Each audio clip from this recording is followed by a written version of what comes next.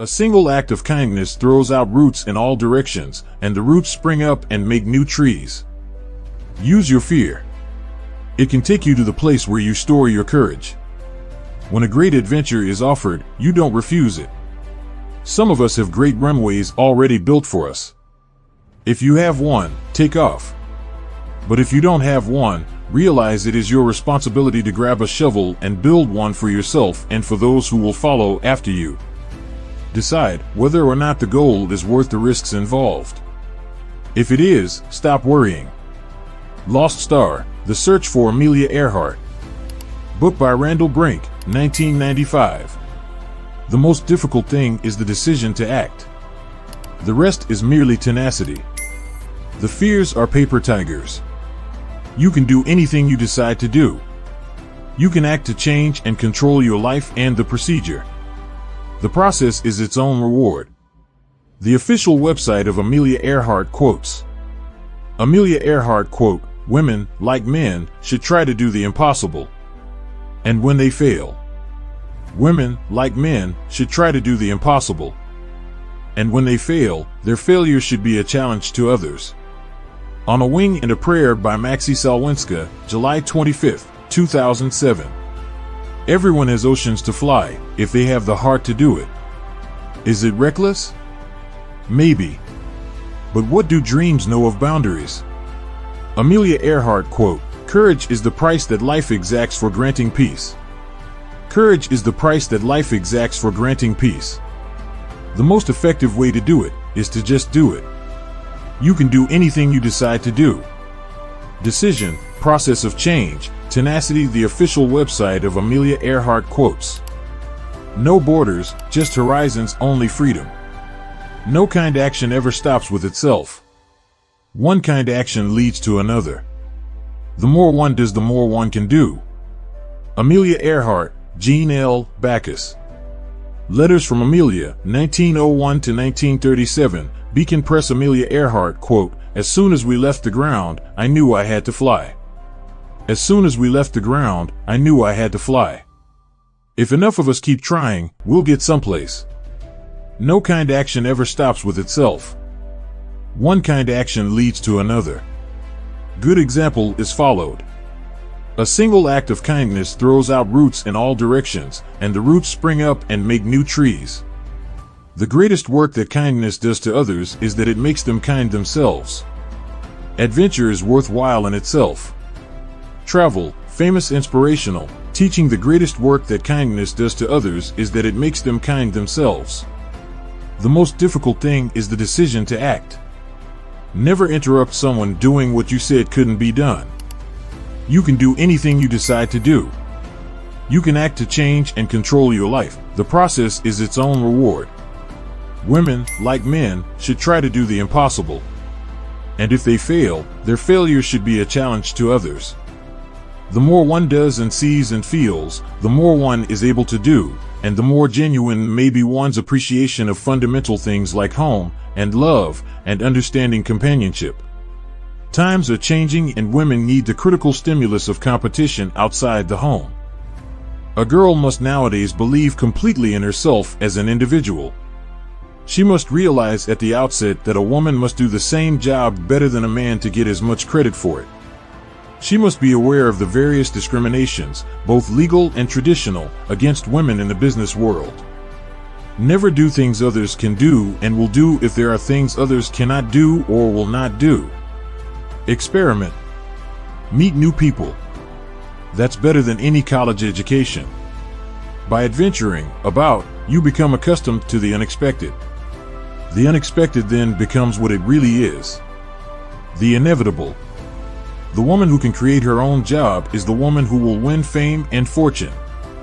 Being alone is scary, but not as scary as feeling alone in a relationship. It is the woman who chooses the man who will choose her. Worry retards reaction and makes clear-cut decisions impossible. In my life, I had come to realize that when things were going very well indeed, it was just the time to anticipate trouble. And, conversely, I learned from pleasant experience that at the most despairing crisis, when all looked sour beyond words, some delightful break was apt to lurk just around the corner. Better do a good deed near at home than go far away to burn incense. You haven't seen a tree until you've seen its shadow from the sky. The best way to do it is to do it. Trouble in the air is very rare. It is hitting the ground that causes it. Too often little attention is paid to individual talent. Instead, education goes on dividing people according to their sex and putting them in little feminine or masculine pigeonholes. Girls are shielded and sometimes helped so much that they lose initiative and begin to believe the signs girls don't and girls can't which mark their paths. Consequently, it seems almost necessary to evolve different methods of instruction for them when they later take up the same subjects. Women must pay for everything. They do get more glory than men for comparable feats, but they also get more notoriety when they crash. The stars seem near enough to touch, and never before have I seen so many. I always believed the lure of flying is the lure of beauty, but I was sure of it that night. The lure of flying is the lure of beauty. Aviation records don't fall until someone is willing to mortgage the present for the future. Ours is the commencement of a flying age, and I am happy to have popped into existence at a period so interesting. Human crises have a way of happening at inconvenient times. Anticipation, I suppose, sometimes exceeds realization. The soul's dominion? Each time we make a choice, we pay with courage to behold the restless day. Obviously, I faced the possibility of not returning when first I considered going. Once faced and settled, there really wasn't any good reason to refer to it. There are two kinds of stones, as everyone knows, one of which rolls. Courage is the price that life exacts for granting peace. The soul that knows it not, knows no release from little things, knows not the livid loneliness of fear nor mountain heights where bitter joy can hear the sound of wings.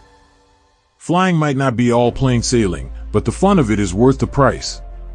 Please know that I am aware of the hazards. I want to do it because I want to do it. Women must try to do things as men have tried. When they fail, their failure must be a challenge to others. I lay no claim to advancing scientific data other than advancing flying knowledge. I can only say that I do it because I want to. All quotatial ingeskourig decisions flight flying inspirational sisterhood mar. In soloing, as in other activities, it is far easier to start something than it is to finish it. Amelia Earhart.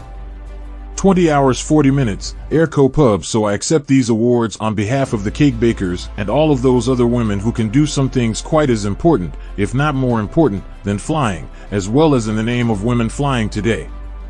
My ambition is to have this wonderful gift produce practical results for the future of commercial flying and for the women who may want to fly tomorrow's planes. Amelia Earhart, Jean L.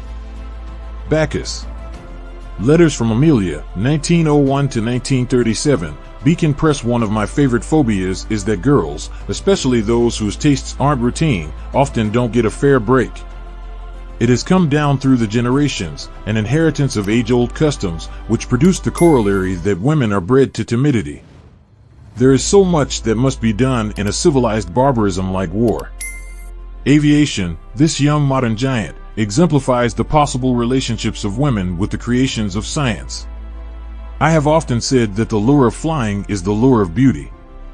That the reasons flyers fly, whether they know it or not, is the aesthetic appeal of flying. Please let us not interfere with the other's work or play, nor let the world see our private joys or disagreements.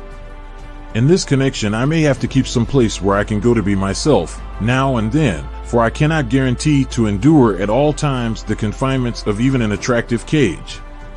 Amelia Earhart, Jean L. Backus. Letters from Amelia, 1901 to 1937. Beacon Press. Now and then women should do for themselves what men have already done, occasionally what men have not done, thereby establishing themselves as persons, and perhaps encouraging other women toward greater independence of thought and action. How can life grant us boon of living, compensate for dull gray ugliness and pregnant hate unless we dare the soul's dominion? Each time we make a choice, we pay with courage to behold the resistless day, and count it fair. The field was wet, the lane was wet, and the spirits of my mechanic and helper were damp. I'm getting housemaid's knee kneeling here gulping beauty. Early life Amelia Earhart, and full Amelia Mary Earhart, born July 24, 1897, Atchison, Kansas, U.S., disappeared. July 2, 1937, near Howland Island, Central Pacific Ocean, American aviator, one of the world's most celebrated, who was the first woman to fly solo across the Atlantic Ocean. Her disappearance during a flight around the world in 1937 became an enduring mystery, fueling much speculation. Earhart's father was a railroad lawyer, and her mother came from an affluent family. While still a child, Earhart displayed an adventurous and independent nature for which she would later become known. After the death of her grandparents, the family struggled financially amid her father's alcoholism. The Earharts moved often, and she completed high school in Chicago in 1916. After her mother received her inheritance, Earhart was able to attend the Ogut School in Rydal, Pennsylvania. However, during a visit to her sister in Canada, Amelia developed an interest in caring for soldiers wounded in World War I. In 1918, she left junior college to become a nurse's aide in Toronto. Asphalt Jungle movie scene of actress Marilyn Monroe as Angela Finn lay in an early film career appearance with actor Sterling Hayden as Dix Handley in movie directed by John Huston. After the war, Earhart entered the pre-med program at Columbia University in New York City but left in 1920 after her parents insisted that she live with them in California. Thus she went on her first airplane ride in 1920, an experience that prompted her to take flying lessons. In 1921 she bought her first plane, a Kenner Airster, and 2 years later she earned her pilot's license. In the mid-1920s, Earhart moved to Massachusetts, where she became a social worker at the Dennison House, a settlement home for immigrants in Boston.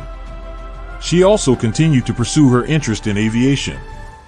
During this time, promoters sought to have a woman fly across the Atlantic Ocean, and in April 1928 Earhart was selected for the flight.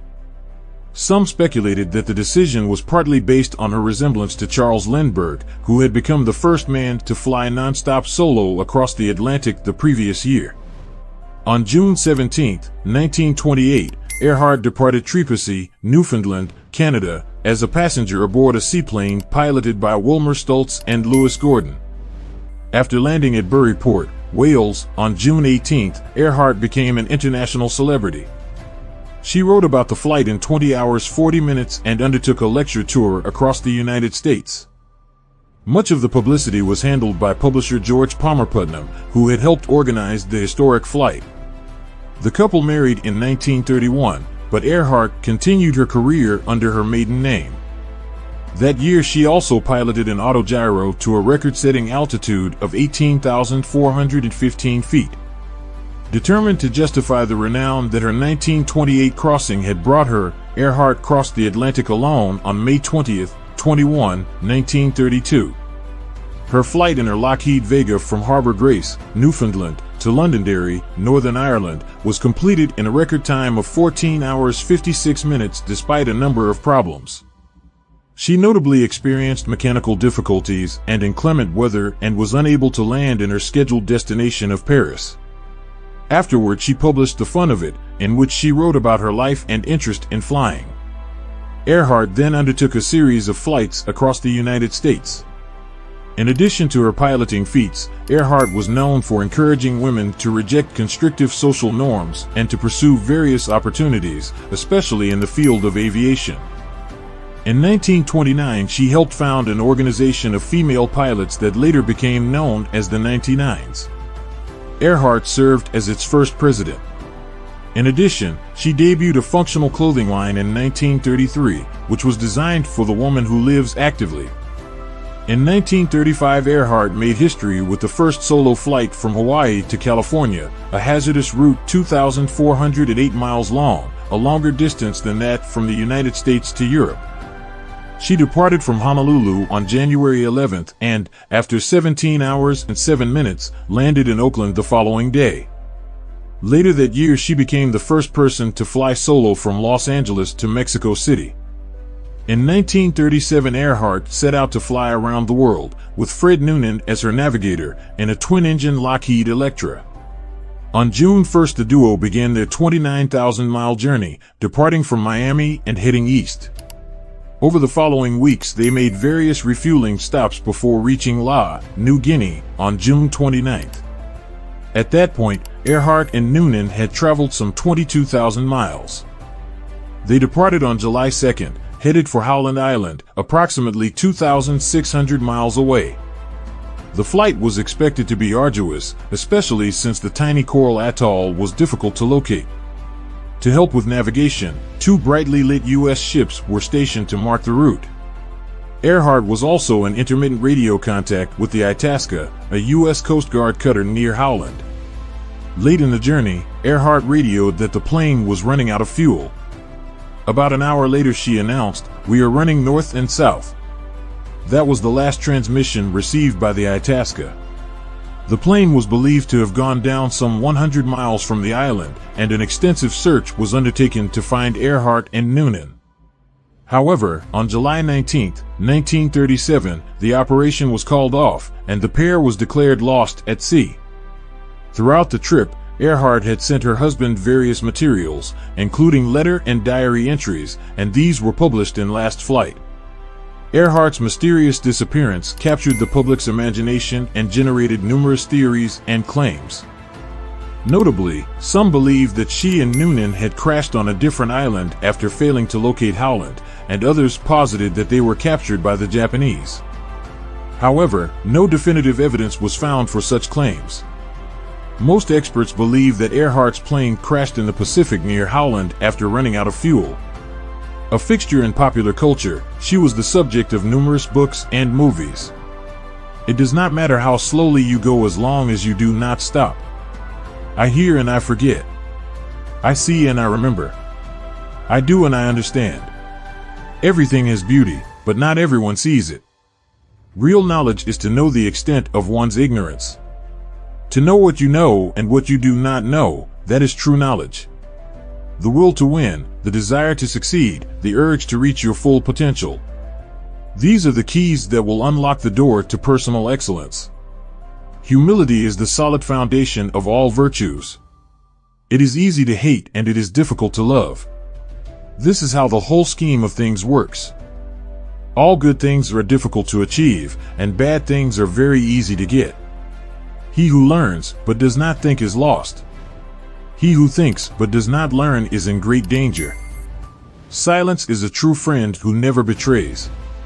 Old age, believe me, is a good and pleasant thing. It is true you are gently shouldered off the stage, but then you are given such a comfortable front stall as a spectator. Only the wisest and stupidest of men never change. What you do not want to be done to yourself, do not do to others. If I am walking with 2 other men, each of them will serve as my teacher.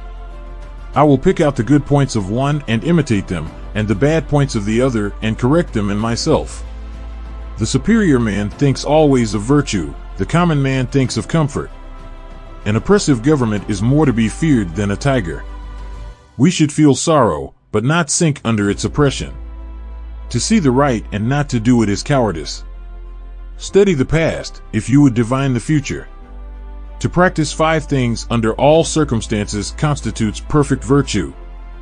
These 5 are gravity, generosity of soul, sincerity, earnestness, and kindness. In a country well governed, poverty is something to be ashamed of. In a country badly governed, wealth is something to be ashamed of. The object of the superior man is truth. They must often change, who would be constant in happiness or wisdom. To see and listen to the wicked is already the beginning of wickedness. To see what is right and not to do it is want of courage, or of principle. The superior man is modest in his speech, but exceeds in his actions. A youth, when at home, should be filial and, abroad, respectful to his elders. He should be earnest and truthful.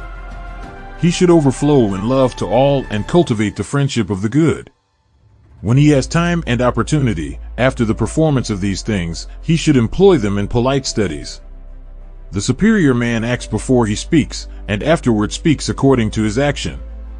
Life is really simple, but we insist on making it complicated. Our greatest glory is not in never falling, but in rising every time we fall. By 3 methods we may learn wisdom. First, by reflection, which is noblest, second, by imitation, which is easiest, and third, by experience, which is the bitterest. Wherever you go, go with all your heart. Success depends upon previous preparation, and without such preparation, there is sure to be a failure. When it is obvious that the goals cannot be reached, don't adjust the goals, adjust the action steps. When anger rises, think of the consequences. Better a diamond with a flaw than a pebble without. If you think in terms of a year, plant a seed. If in terms of 10 years, plant trees. If in terms of 100 years, teach the people. Never give a sword to a man who can't dance. Do not impose on others what you yourself do not desire. The strength of a nation derives from the integrity of the home. Heaven means to be one with God. Never contract friendship with a man that is not better than yourself. The expectations of life depend upon diligence. The mechanic that would perfect his work must first sharpen his tools. To be wronged is nothing unless you continue to remember it. It is more shameful to distrust our friends than to be deceived by them. A gentleman would be ashamed should his deeds not match his words. The more man meditates upon good thoughts, the better will be his world and the world at large. If we don't know life, how can we know death? You cannot open a book without learning something. Wisdom, compassion, and courage are the three universally recognized moral qualities of men. If you look into your own heart and you find nothing wrong there, what is there to worry about? What is there to fear? Without feelings of respect, what is there to distinguish men from beasts? He who speaks without modesty will find it difficult to make his words good. Death and life have their determined appointments. Riches and honors depend upon heaven. Virtuous people often revenge themselves for the constraints to which they submit by the boredom which they inspire. The superior man understands what is right. The inferior man understands what will sell. I want you to be everything that's you, deep at the center of your being.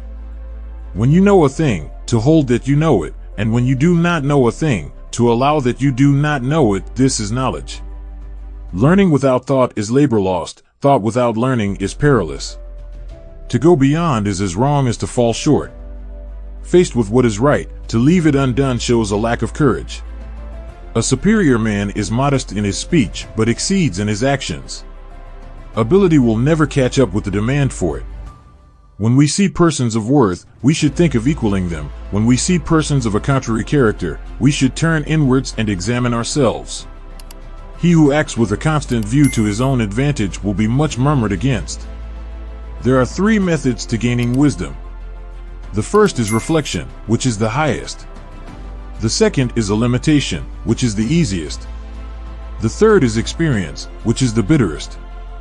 Virtue is not left to stand alone. He who practices it will have neighbors. To rule a country of 1,000 chariots, there must be reverent attention to business, and sincerity, economy and expenditure, and love for men, and the employment of the people at the proper seasons.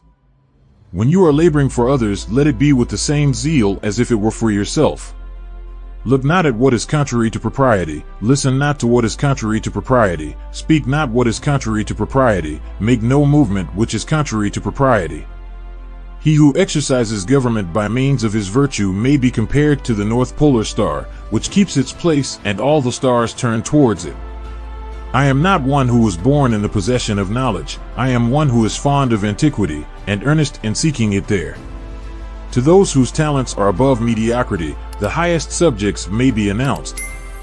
To those who are below mediocrity, the highest subjects may not be announced. Instead of being concerned that you have no office, be concerned to think how you may fit yourself into the office. Instead of being concerned that you are not known, seek to be worthy of being known. How to play music may be known. At the commencement of the piece, all the parts should sound together. As it proceeds, they should be in harmony while severally distinct and flowing without break, and thus on to the conclusion. I will not be concerned at other men's not knowing me, I will be concerned at my own want of ability. The superior man makes the difficulty to overcome his first interest, success only comes later.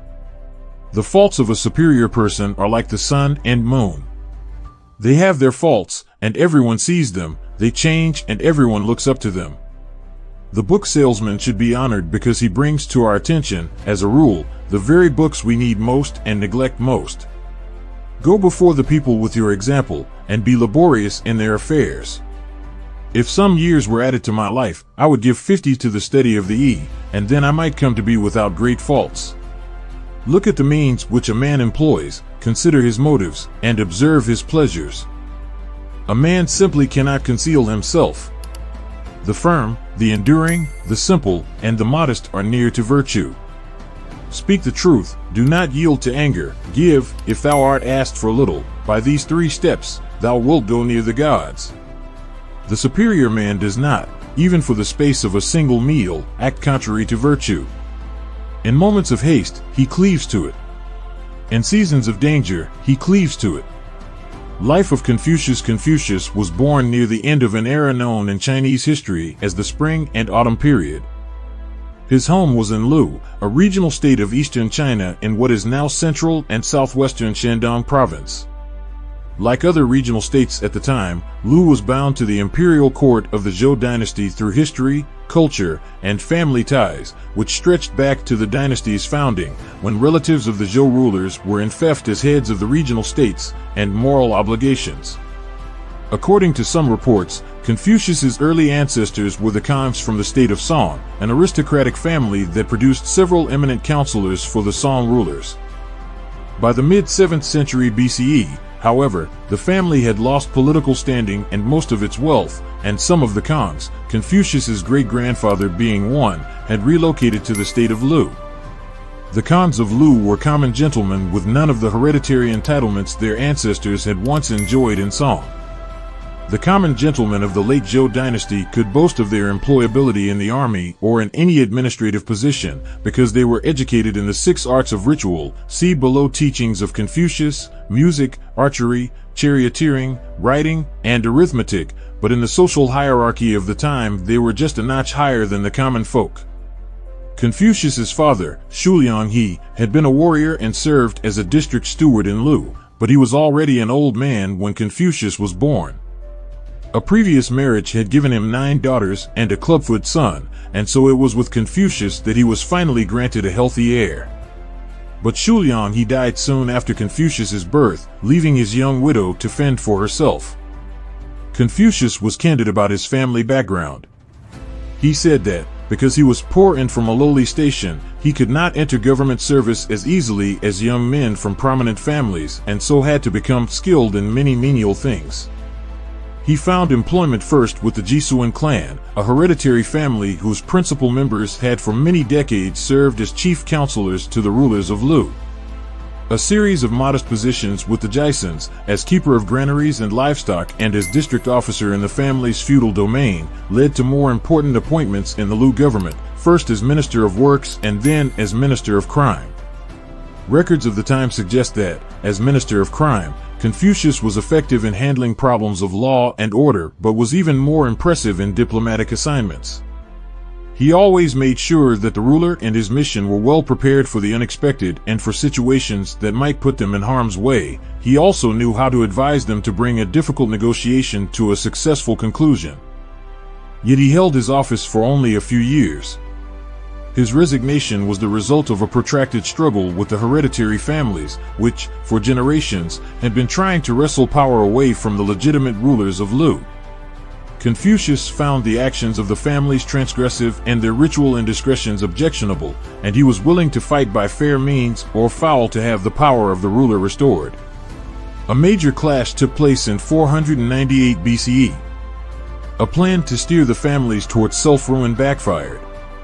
The heads of the family suspected Confucius, and so he had no choice but to leave his position and his home. The self-exile took Confucius on a long journey, first to Wei, the state just west of Lu, then southward to the state of Song, and finally to the states of Qin and Kai. The journey lasted 14 years, and Confucius spent much of that time looking for rulers who might be willing to accept his influence and be guided by his vision of virtuous government.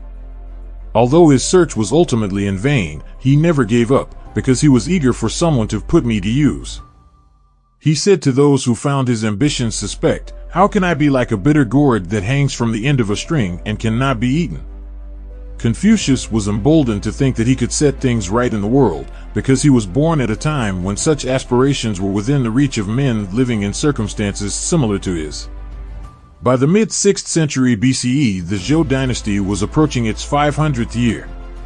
The political framework that the dynastic founders had put in place, an enfeoffment system held together by family ties, was still standing, but the joints had been giving out since the beginning of the spring and autumn period, and so the structure, if not shored up, was in danger of collapse.